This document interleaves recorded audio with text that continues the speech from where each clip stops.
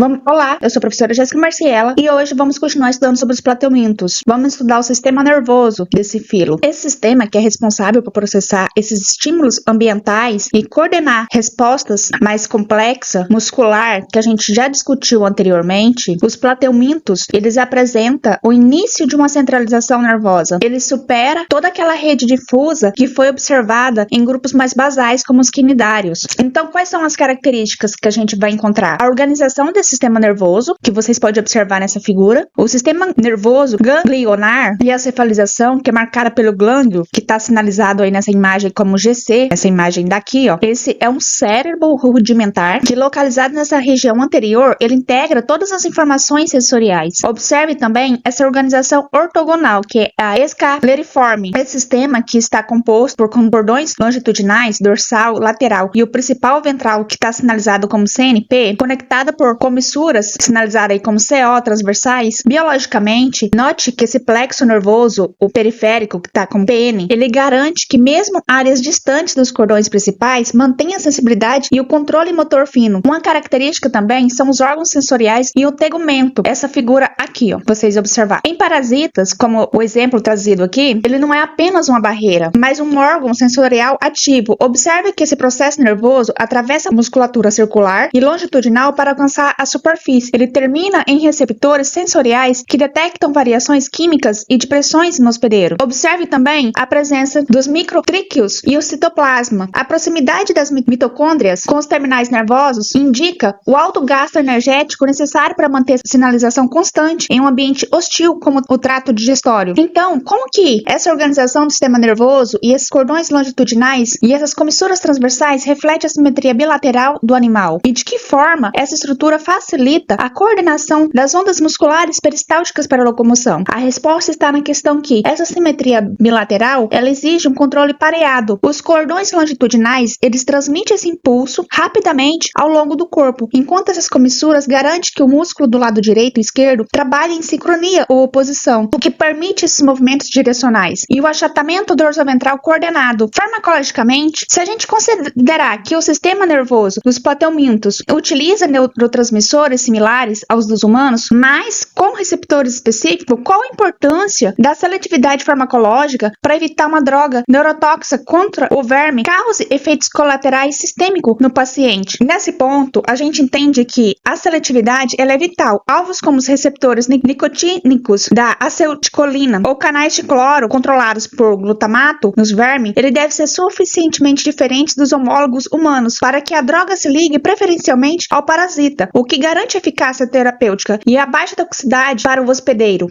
Nesse slide, vamos observar a questão da cefalização dos plateumintos, que ela não se limita apenas ao glândula cerebral, ela manifesta-se como uma variedade de estrutura externa destinada à percepção do ambiente. Então, vamos observar essa característica, que é a estrutura de percepção e tato, que é a figura A, B, E e F. Esses tentáculos, que é o TE, presentes em grupos como os vertíceros e pseudocéros, que é o B, essas projeções, ele aumenta a área de contato para quimiorreceptores e mecanorreceptores, essenciais para localizar presas ou parceiros reprodutivos. Já os tentáculos do tipo E e F, nesse grupo de ebiontes, os tentáculos eles são fundamentais para a locomoção e fixação temporária. Ele atua em conjunto com o disco adesivo posterior. Observe que nessa figura C e D, se a gente considerar pássaros e borboleta, essa estrutura fotorreceptora ela permite o animal detectar a direção e a intensidade da luz. Em Xerapoa, que é essa D, os ocelos estão distribuídos na região anterior encurvada e otimizando o campo visual durante a reptação. Observe também